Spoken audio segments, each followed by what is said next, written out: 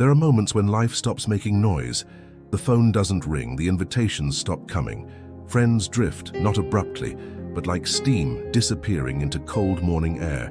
You look around and realize that somehow, without warning, you've been left alone with yourself. And that silence is louder than any crowd. If you're here listening to this, chances are you've felt this kind of isolation, the kind that feels orchestrated, almost intentional. It doesn't seem like random loneliness. It feels like the universe itself is drawing a circle around you and asking you not to move. And the question that inevitably rises is why? Why now? Terence McKenna, the ethnobotanist and philosopher best known for his explorations of consciousness, would likely tell you this isn't punishment.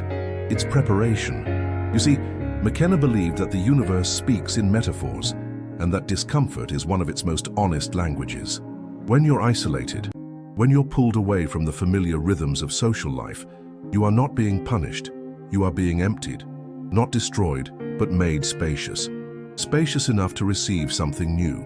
But here's the thing, emotional isolation doesn't feel philosophical when it's happening. It feels like rejection. It feels like abandonment. For adults, especially those over 45, this can be even more destabilizing. You've spent decades building relationships, routines, a life. So when it begins to dissolve, even subtly, it stings like betrayal. It calls into question your relevance, your worth, your purpose, and maybe even your future. McKenna's ideas challenge this perception. He said, "Nature is not our enemy to be raped and conquered. Nature is ourselves to be cherished and explored." Extend that metaphor inward. Your isolation is not the enemy either. It is you, in disguise. A part of your psyche that's demanding to be explored, not rushed past, not numbed, but sat with eye to eye. Still, the ego resists. It wants action, validation. It wants noise. But the path of transformation is often a corridor of silence. The universe, or perhaps your deeper self, is not interested in efficiency. It's interested in truth. And truth is usually whispered, not shouted. So maybe the question isn't, why am I alone? But what part of me has been waiting for this silence to finally be heard? The loneliness that feels so cruel right now might be the soul's cocoon. And just like the caterpillar, what feels like death may actually be the beginning of another form, a more conscious, essential version of you. If this reflection has already touched your heart, subscribe to the channel and share in the comments. What part spoke to you the most? Now let's continue. In a culture that prizes productivity, visibility, and constant connection, being alone is almost seen as a failure, especially in the United States, where identity is often tied to social roles. Being a parent, a professional, a community member, isolation can feel like invisibility. And for those over 45, it can even feel like erasure. We're taught, whether subtly or directly, that being out of the loop means something is wrong with us, that we're not trying hard enough, not evolving fast enough, that if we were truly valuable, people would be calling, texting, inviting us out. But what if that narrative is backwards? Terence McKenna urged us to step outside the cultural trance. He spoke of the over-civilized world as one that had lost touch with its inner dimensions. In his view, our modern obsession with external engagement, with being seen, being busy, being needed, often blinds us to deeper inner work. In that sense, isolation isn't a punishment. It's a recalibration, a forced rebalancing between the outer noise and the inner voice. Consider this. When was the last time you were truly alone and at peace with it? Most of us distract ourselves before we ever arrive at true solitude. We scroll, we clean, we replay old arguments in our heads. We're not used to simply being, especially not without a role to play. And this discomfort with being alone is precisely why the universe, or as McKenna might say, the transcendental object at the end of time, sometimes strips away our distractions. In these moments, many begin to reflect. Who am I without my work, without my family responsibilities, without anyone asking me for anything? These are not small questions. They are identity-level questions. And that's the terrain Terence McKenna invited us to explore, not by force but by surrender. Surrendering to the idea that perhaps we're not supposed to be constantly connected. Perhaps being out of sync with the world is exactly what we need to rediscover our rhythm with ourselves. It's important to acknowledge that this can be especially painful for people in midlife or beyond. The silence feels heavier. It echoes with more memories. And the fear of becoming irrelevant, of disappearing before we're done being, becomes more vivid. But here's the paradox. In that very space of fear and uncertainty, there is freedom. McKenna would argue that reality is shaped not by external validations, but by the quality of our internal questions. And isolation? That's where those questions emerge most clearly. So if you feel distant from the world, maybe you're finally close enough to yourself to ask the things that matter. Not, how do I get back to who I was, but who am I becoming now that the noise has stopped? The myth is that connection always means contact. But sometimes, the deepest connections are forged in silence, between you and the parts of yourself you've long forgotten.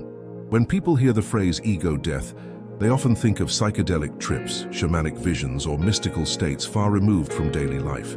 But Terence McKenna reminded us that ego death doesn't require substances. It can happen in your kitchen on a quiet Sunday morning, when you suddenly realize the life you built no longer reflects who you are, and that realization can feel like grief. For many in their 40s, 50s, or beyond, the ego death arrives not with fireworks but with silence. It creeps in slowly, through a job that no longer fulfills, a relationship that has grown stale, adult children who no longer need guidance, or friendships that dissolve without closure. One day you wake up and ask, if I'm not who I used to be, then who am I now? This is where McKenna's insights become deeply relevant. He saw the ego as a temporary construct, a necessary tool for navigating the social world, but not the core of our being. He described the ego as a neurotic function, often defending outdated identities, just to maintain a sense of control. And in a culture like the US, where identity is often equated with performance, what you do, what you earn, how you're perceived, the collapse of the ego feels like death because it is the death of an illusion. But here's the hidden gift. What dies in ego death is not you, it's the mask. McKenna encouraged us to allow this unraveling, to let go of the culturally endorsed self and sink into something deeper, a more fluid, present, and mysterious version of selfhood. In his words, you have to take seriously the notion that understanding the universe is your responsibility, because the only understanding of the universe that will be useful to you is your own understanding. In other words, no one else can hand you the truth. It must emerge from your own silent encounters with yourself. And solitude, though painful, is the sacred space where that emergence begins. So if you feel like you're disappearing, perhaps you're shedding. If you feel like you're losing your grip, perhaps you're loosening the hold of outdated definitions. If your old ambitions no longer excite you, maybe your soul is preparing a different kind of hunger, one that isn't satisfied by recognition, but by meaning. This stage of life, especially post-45, isn't a decline. It's a return to the self before the masks, before the performance. And it often begins in a dark, quiet room with no one else around, just you and the faint whisper of something more real, more enduring, more you. So don't resist the death of the ego. It isn't the end, it's the threshold. And on the other side of that threshold is the version of yourself you were always meant to meet. We tend to think of isolation as a flaw in the system, a failure of social ties, a symptom of irrelevance or proof that we've lost our way. But what if isolation is not an accident, nor a punishment, but a form of intelligence moving through your life? Terence McKenna often spoke about nature, not just as trees and rivers, but as a conscious, adaptive system that responds to inner truth. He believed that when something in your psyche becomes misaligned with your deeper path, life begins to shift around you, sometimes subtly, sometimes dramatically, to create the conditions for your correction. In that light, your isolation may not be a defect. It may be a design. Think of it like a fever. It's uncomfortable, yes, but it's a signal that your system is purging something harmful. In the same way, solitude can be the psyche's fever, a necessary state that burns away what no longer serves. Old identities, false attachments, dead routines. It's easy to overlook this, especially in the United States, where individualism is romanticized, but true solitude is often pathologized. You're expected to be self-sufficient but also always available, confident but never too quiet. So when you withdraw, especially in midlife, people might worry. They might say you're not yourself, when in fact you're becoming someone deeper than the self you used to show. McKenna encouraged us to listen to these ruptures. He said, Nature loves courage. You make the commitment, and nature will respond to that commitment by removing impossible obstacles. In other words, when you choose to honor your solitude instead of resisting it, the universe meets you halfway. Not instantly, not always visibly, but energetically, psychologically, spiritually, the path begins to reveal itself. The problem is, most people don't wait long enough. They rush to reattach. They date to avoid grief. They fill their calendars to silence the inner unrest. But when you do that, you interrupt the medicine. You abort the alchemy. And McKenna's whole philosophy was about letting the alchemy do its work, even when it's messy, even when it makes no sense, because in that chaos something intelligent is forming. A new identity that doesn't cling to old validation. A new awareness that isn't afraid of quiet. A new strength that's rooted not in being needed, but in being whole. So the next time you feel left out, consider that perhaps you're being set apart. The universe, or your deeper self, might be rearranging your life not to deprive you of connection, but to upgrade the quality of your connection. First with yourself, later with others who meet you at that same frequency. This isn't withdrawal, it's refinement. This isn't exile, it's evolution. There is a strange moment that comes during prolonged solitude, after the fear, after the craving for noise, when the world stops pulling at you and the silence starts to feel less like absence and more like space. It's in this in-between that something sacred begins to happen. You start to hear yourself. Terence McKenna believed that true insight doesn't arrive through instruction, but through encounter, not with external authorities, but with the inner intelligence that waits beneath your social conditioning. And to reach that place, the noise has to fade. Not just the noise of the outside world, but the internal noise too. The endless loop of worries, comparisons, regrets, and rehearsed identities. In midlife, many people finally become aware of how much of their life has been lived on autopilot. Routines so deeply ingrained they feel like personality. Decisions made not from desire, but from duty. So when the invitations dry up and the routines fall away, it's not just time that's left, it's raw, unstructured space. That can feel terrifying, but it's also where knowing begins. McKenna once said, "We have to create culture. Don't watch TV, don't read magazines, don't even listen to NPR. Create your own roadshow." While he spoke this in the context of media and mass consciousness, the metaphor applies inwardly too. Stop subscribing to the outdated narrative of who you are. Stop recycling the same emotional programming. Instead, create your own roadshow. Sit with the uncertainty long enough to let a new voice emerge, a voice that sounds suspiciously like your own. This voice doesn't shout, it suggests. It asks questions that don't have immediate answers. What if you're not lost but shedding? What if you're not behind but in incubation? These questions come not from panic, but from presence, and they tend to appear when you've been still long enough to actually feel your life, not just think about it. But be warned, the mind resists this kind of stillness. It will tell you you're wasting time, that you should be doing more, that everyone else is moving ahead while you're falling behind. And yet, this is precisely where McKenna's path diverges from conventional logic. He invites us to stop worshipping movement for its own sake, and instead trust the intelligence of pauses. Because in those pauses, between the noise and the knowing, a deeper clarity emerges. It might not come as a lightning bolt. It may come as a quiet realization in the shower, or a tear you didn't expect while driving home. But it will come, and when it does, it won't ask you to go back. It will ask you to grow forward, into a self that doesn't need constant noise to feel real. This is what solitude offers when we stop resisting it. Not answers, but awareness. Not distractions, but depth. There comes a point when the old story no longer fits. You try to wear it, but it sags in the wrong places. The lines feel rehearsed. The roles feel borrowed. And in the quiet of your isolation, you begin to realize you don't believe your own narrative anymore. This realization is subtle but seismic, and it is often only in solitude that we see it clearly.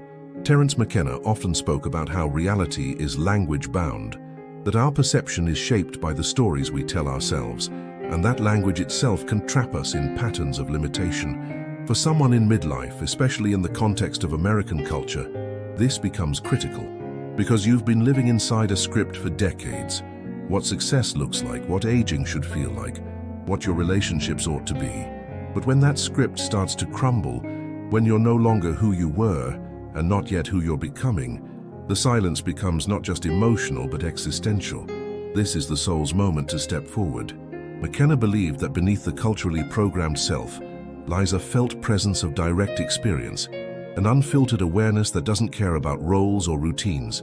It cares about truth, and when you're finally quiet enough to hear that presence, it may show you a very different version of your life, one that you haven't lived yet, but that you've always sensed waiting for you. This is not always a pleasant moment. It may come with regret, realizing how long you've ignored yourself. It may come with grief for the years spent performing, surviving, appeasing. But it also comes with an invitation to stop editing your soul to fit the script and start rewriting the script to fit your soul. That's why the universe isolates you, not to punish, but to prepare, to clear the stage so you can rehearse a new kind of role, one not built on fear or obligation, but on curiosity and alignment. This can be disorienting, especially in a culture that tells you reinvention belongs to the young. But McKenna rejected that linearity. To him, transformation wasn't bound by age, it was bound only by willingness. So if you feel like your old identity is crumbling, let it. If you're unsure who you are now, good. That's the fertile ground. That's where the new story begins. You don't need to rush into a new version. You just need to stay in the space where the old one is fading. Let the script dissolve, let the silence speak. Let the isolation be the editing room where your soul cuts away everything that no longer rings true, so that when you emerge, you're not reciting someone else's lines, you're speaking your own. Eventually, the silence gives way to something else. Not noise, not distraction, but clarity. You wake up one morning and feel a subtle shift, like a weight has been moved, not from your shoulders but from your identity. You're still the same person but different, quieter inside, less hurried, less concerned with who's watching, more present with what's real. This is what Terence McKenna called the return. Not a return to the old self, but to the inner wilderness you'd forgotten existed. He believed that the mind, when freed from cultural hypnosis, reconnects to its imaginative, intuitive, and deeply alive nature. And that's exactly what begins to happen when you honor your isolation rather than escape it. In the early stages, you may have fought the loneliness, begged for signs, tried to fill the space, but now, after sitting in it, really sitting, you've become something else, not numb, not detached, but aware. And in that awareness, you begin to see that much of what felt like loss was actually clearing. Much of what felt like failure was realignment. You weren't being forgotten. You were being rewritten. And now, as you slowly re-enter the world, maybe through a phone call you don't dread, or a new interest that lights you up, it's not about proving yourself again. It's about being yourself, fully, even if fewer people notice. The depth you've cultivated in silence now becomes the quality of your presence. McKenna once said, "You are a divine being. You matter, you count. You come from realms of unimaginable power and light, and you will return to those realms." He wasn't just speaking mystically, he was speaking to this exact feeling, that beneath all your identities, fears, and roles, there is something whole in you, something untouched by rejection, something that doesn't depend on validation. That part of you is what the isolation was trying to uncover. So know this chapter of your life was not a detour, it was initiation. You have shed skin, you have unlearned noise, you have remembered a voice that never needed to shout to be heard. And if you still feel the ache of solitude sometimes, let it remind you not of what you've lost, but of what you're capable of holding. Because now you've seen it, the silence didn't break you, it broke through you. It reached in and pulled out the part of you that had been waiting for years to be noticed. Now, when you speak, it comes from a deeper place. When you connect, it's more real. When you love, it's not from need, but from fullness. But this is the quiet revolution that McKenna pointed to all along. That transformation doesn't always look like light and ecstasy. Sometimes it looks like long evenings alone, wondering if you matter. But you do. You always have. And now, finally, you know it.